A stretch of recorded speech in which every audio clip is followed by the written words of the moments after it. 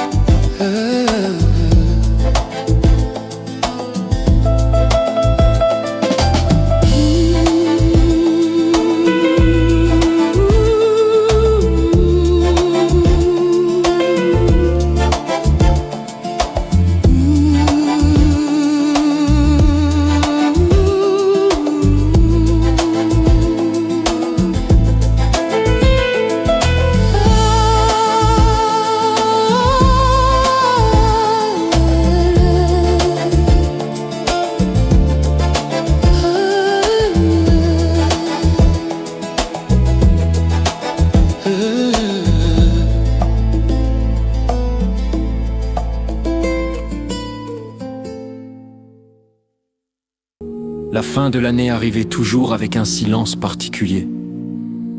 Ce n'était pas le silence du repos, mais celui de l'attente. Dans les maisons, on parlait plus bas, comme si les murs pouvaient entendre. Les radios jouaient moins fort, les rires se faisaient rares. Même les enfants sentaient que quelque chose flottait dans l'air. Ce n'était pas une fête, c'était une veille, une nuit où l'on regarde l'horloge plus que le ciel, une nuit où l'on espère simplement passer de l'autre côté. Dans les quartiers, les lumières restaient allumées tard. Certains jeûnaient sans vraiment savoir pourquoi, d'autres priaient sans savoir à qui ils parlaient exactement. On disait que cette nuit était dangereuse. On disait que les portes invisibles s'ouvraient. On disait que tout pouvait arriver avant janvier. Personne ne savait d'où venait cette certitude, mais tout le monde la respectait. La peur circulait comme une consigne ancienne. Les anciens répétaient les mêmes phrases chaque année. Ne dors pas trop. Évite certains chemins, fais attention à ce que tu manges. Les mots étaient simples, mais leur poids était immense. On obéissait par habitude, pas par conviction. La peur avait pris la forme de la sagesse. Elle se transmettait sans discussion. Elle se glissait dans les gestes du quotidien. Moi, cette nuit-là, je regardais le ciel sans étoiles. Je sentais que cette peur ne venait pas de moi. Elle était plus vieille que mes pensées. Elle m'avait été donnée comme un héritage, et pour la première fois, je me suis demandé ce que nous protégeait réellement cette peur, ou ce qu'elle nous volait, lentement, chaque année.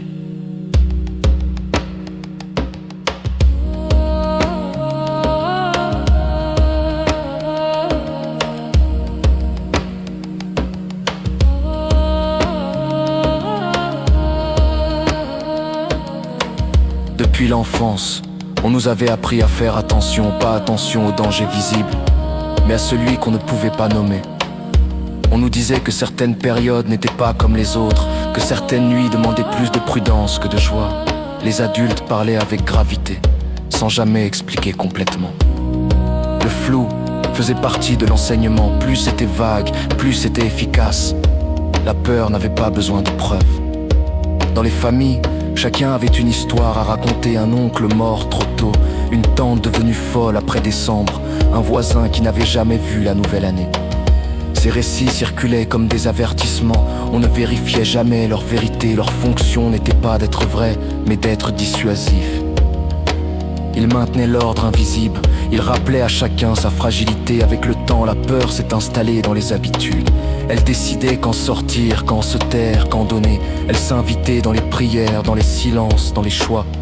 On ne lui donnait pas de nom, mais on lui donnait du pouvoir. Elle devenait une présence familière. Quelque chose que l'on respecte sans aimer. Quelque chose que l'on craint sans comprendre.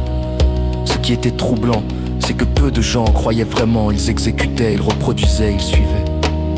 La peur n'était pas une conviction profonde, mais une obligation sociale. Elle remplaçait la foi, la réflexion, parfois même l'espoir. Elle devenait une religion sans autel, mais avec des règles strictes.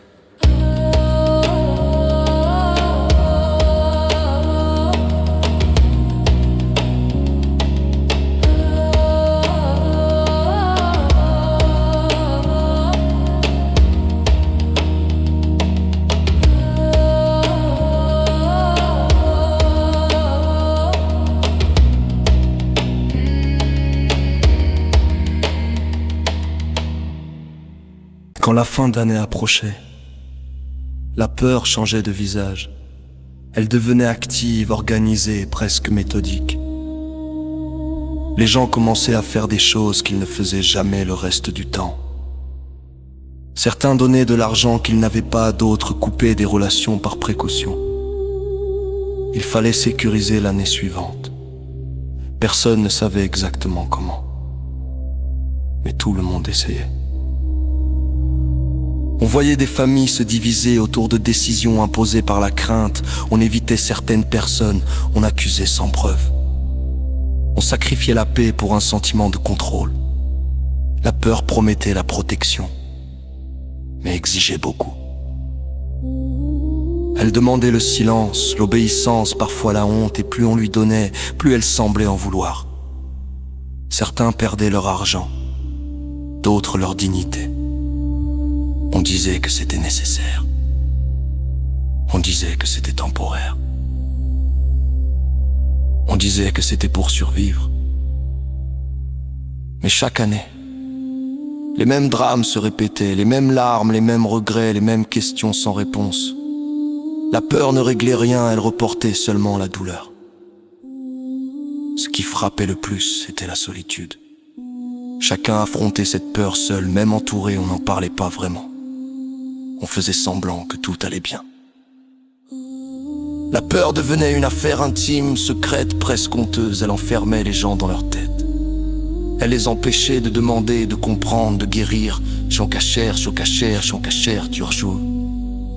Un jour, une question a traversé mon esprit. Elle n'était pas violente, juste insistante. Je me suis demandé pourquoi, malgré toutes ces précautions, le malheur continuait. Pourquoi ceux qui respectaient tout souffraient autant que les autres? Pourquoi la peur ne tenait jamais vraiment ses promesses? Cette question m'a fait peur elle aussi. Parce que douter, ici, était déjà une faute. J'ai commencé à observer autrement, à écouter ce qui se disait après les drames. Toujours les mêmes phrases, c'était écrit, on n'a pas assez fait, on aurait dû. Jamais la peur n'était remise en cause, elle était intouchable. Comme si la critiquer pouvait attirer le mal. Comme si réfléchir était déjà un risque. Cela m'a semblé étrange. Je me suis rendu compte que la peur ne protégeait pas. Elle préparait seulement les gens à accepter la douleur. Elle les habituait à souffrir sans se révolter. Elle les convainquait que c'était normal. Peu à peu, j'ai compris que la peur ne venait pas des dieux. Elle venait de nous, de nos blessures, de nos transmissions mal guéries. Ce doute n'a pas apporté la paix immédiatement. Il a apporté un combat intérieur entre ce que l'on m'avait appris et ce que je ressentais. Entre la tradition et la vérité intime, mais une chose était sûre, je ne pouvais plus faire semblant. La peur avait perdu son innocence.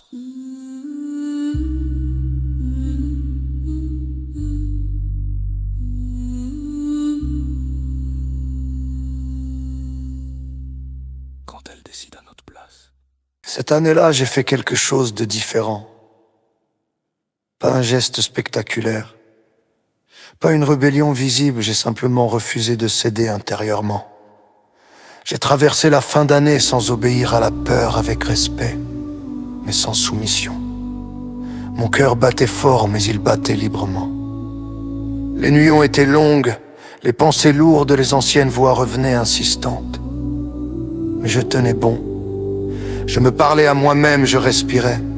Je choisissais la conscience plutôt que la panique. Ce n'était pas facile. La peur n'aime pas être ignorée. Elle se fait plus bruyante quand on lui résiste. Rien de terrible n'est arrivé. Rien de miraculeux non plus. Le monde a continué, le jour s'est levé. J'étais là, vivant, présent. Et quelque chose avait changé en moi. La peur n'était plus une loi. Elle était devenue une émotion parmi d'autres. Ce jour-là, j'ai compris que la vraie protection ne vient pas de ce que l'on sacrifie par crainte. Elle vient de ce que l'on refuse de perdre intérieurement.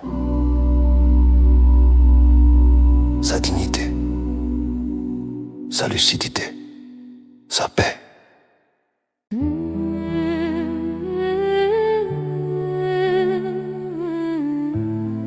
Après la nouvelle année, tout semblait plus clair. Pas plus facile, mais plus vrai. Je regardais les gens autour de moi avec tendresse. Je comprenais leur peur. Je ne la méprisais pas. Je savais maintenant d'où elle venait. Et je savais aussi qu'elle pouvait être dépassée. La peur n'a pas disparu du monde. Elle ne disparaîtra jamais complètement. Mais elle n'a plus besoin de gouverner nos vies. Elle peut être écoutée sans être adorée. Elle peut être comprise sans être suivie. Elle peut rester à sa place. Ce que nous héritons n'est pas une fatalité. Nous pouvons transformer ce que l'on nous transmet. Nous pouvons choisir la conscience plutôt que la panique, la foi plutôt que la peur, la responsabilité plutôt que la soumission. Écoute-moi bien, toi qui entends cette histoire. Si je te parle aujourd'hui, ce n'est pas pour te faire peur ni pour te décourager de rêver. Je te parle parce que j'ai vu de mes yeux ce que la peur peut faire à un homme quand elle s'habille en promesse. J'ai vu comment une ville peut avaler ceux qui courent sans regarder le sol. Et j'ai compris trop tard que ce n'est pas la nuit qui tue le plus, mais la précipitation. On t'a peut-être appris que si tu ne fais rien avant janvier, l'année te mangera. Que si tu ne te protèges pas, quelqu'un le fera contre toi. Que si tu n'anticipes pas les malédictions, elles te trouveront. Alors tu cours, tu acceptes, tu obéis, parfois même tu sacrifies ta paix, ton corps ou ta dignité. Pas parce que tu crois vraiment, mais parce que tu as peur. Mais laisse-moi te dire une chose, calmement. La peur n'a jamais protégé personne. Elle fatigue l'âme, elle brouille la pensée. Elle pousse à des choix qu'on regrette quand le silence revient. Ce n'est pas en paniquant devant demain qu'on construit une année meilleure. Ce n'est pas en imitant ce que font les autres qu'on sauve sa propre route. La vraie protection commence quand tu sais dire non à ce qui te détruit. Même si tout le monde dit oui. Si tu crois, crois avec lucidité. Si tu pries, prie sans terreur. Si tu espères, espère sans te renier. Aucune divinité digne de ce nom ne se nourrit de ta peur. Aucun navire solide ne se bâtit sur l'angoisse. L'année nouvelle n'a pas besoin de ton sang, de ton argent volé, ni de ton sommeil perdu. Elle a besoin de ta conscience éveillée. Alors, avant que cette histoire se termine, retiens ceci. Ne laisse pas la peur devenir ta religion. Ne laisse pas les rumeurs décider de ta valeur. Ne laisse pas l'urgence voler ta sagesse. Entre dans la nouvelle année debout, pas terrorisé. Parce que celui qui marche sans peur avance lentement. Mais il arrive vivant.